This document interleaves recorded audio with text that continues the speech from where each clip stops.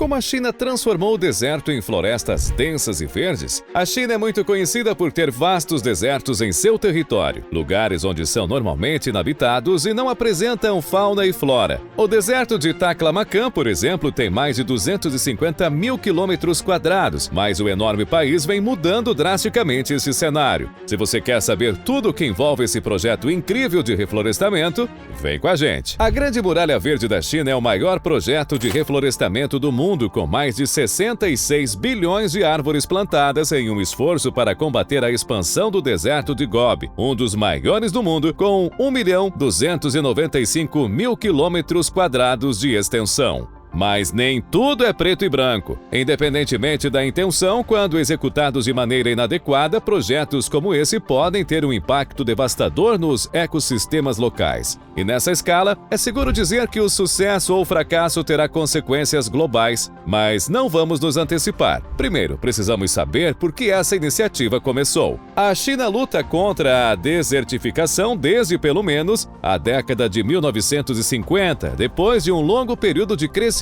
insustentável. Cerca de 27% do país é coberto por desertos e, no ano 2000, estimava-se que o deserto de Gobi estava se expandindo a uma taxa de 10.400 quilômetros quadrados por ano. Com as terras agrícolas tornando-se rapidamente desertas e uma população cada vez maior, ficou claro que uma futura fome era inevitável, a menos que uma ação imediata fosse tomada. Assim, em 1978, o governo chinês elaborou um plano. Uma parede de árvores com cerca de 4.500 quilômetros de extensão foi construída para bloquear a expansão do deserto, além de proteger contra tempestades de areia e compensar as emissões de carbono do país. De acordo com o Banco Mundial, em 2020 a China tinha aproximadamente 23,3% de floresta, o que representa um aumento de 14,7% em relação ao recorde de baixa em 1949, e o projeto está longe de terminar. Então, como isso pode ser um problema? Bem, a questão principal vem com o plantio de florestas de monocultura.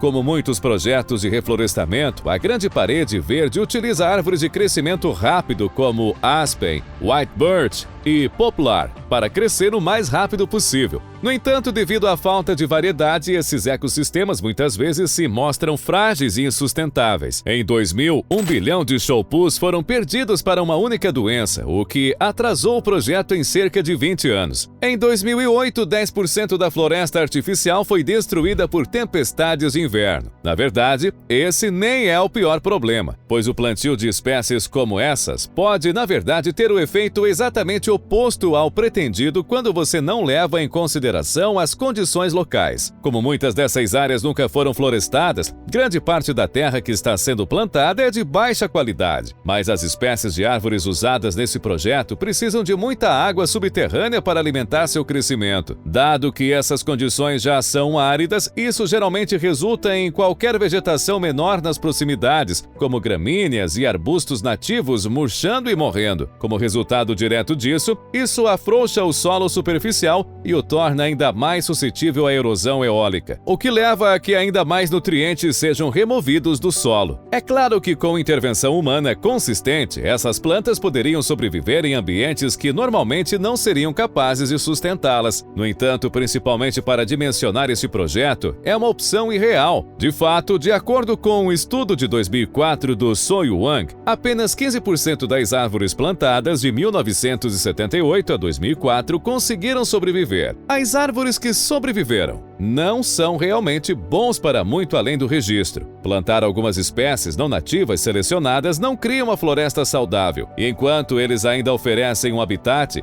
eles não estão nem perto de ser tão biologicamente diverso quanto as florestas nativas antigas. É por isso que quando for fazer um projeto de reflorestamento, deve-se sempre estudar tudo o que está à volta. A minha palavra sobre isso, porém, é uma boa ideia pensar duas vezes sobre o que você ouve em um vídeo aleatório do YouTube. E é por isso que também pretendemos ser o mais transparentes possível sobre essa questão. É um método de reflorestamento que tem sido amplamente ignorado aqui, mas continua sendo a melhor opção quando se trata de criar ambientes ricos em biodiversidade. Afinal, já existe um ecossistema completo naquelas florestas antigas. Você está apenas permitindo que elas reivindiquem terras. Mas, infelizmente, a correlação oposta está sendo vista com esse projeto. Entre 2000 e 2015, apesar de um aumento de 32% na cobertura arbórea no sudoeste da China, estas florestas nativas sofreram uma perda líquida de 6,6%. A pesquisa da área descobriu que os agricultores locais estavam derrubando a vegetação nativa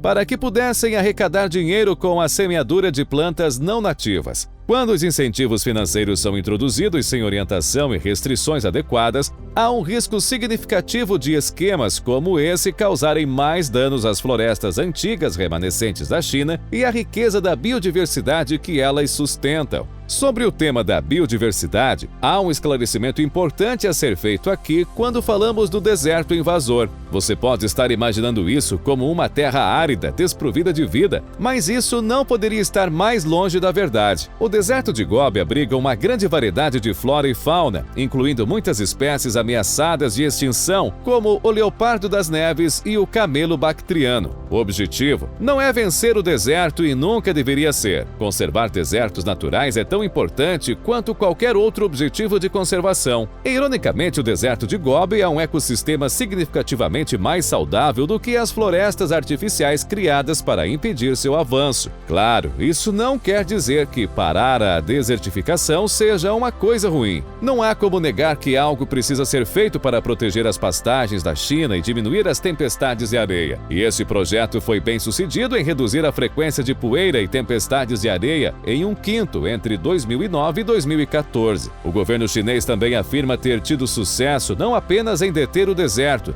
mas, na verdade, está recuperando 2.400 km² por ano. Não está claro quais áreas específicas estão se recuperando e quais estão vacilando, mas os dados de satélite da NASA parecem apoiar suas reivindicações de sucesso. Não há como negar que a Grande Parede Verde tem muitas falhas, mas grande parte do problema simplesmente se resume a tentar gerenciar rapidamente esse problema em grande escala. No entanto, recentemente foi relatado que os governos locais e nacionais da China mudaram sua abordagem. Entre 2014 e 2017, a China lançou uma proibição nacional da derrubada de florestas naturais, e em 2020, revisou sua lei florestal para permitir proteções mais abrangentes. Também está sendo relatado que, em vez de apenas plantar monoculturas de crescimento rápido, os governos estão plantando árvores, arbustos e ervas nativas que requerem menos água. Crucialmente, cultivar essas plantas nativas ainda traz vantagens econômicas para os habitantes locais, mas sem os negativos que vêm com o plantio de espécies não nativas insustentáveis. Se esses relatórios estiverem corretos, é um bom presságio para o sucesso futuro da Grande Muralha Verde e da luta da China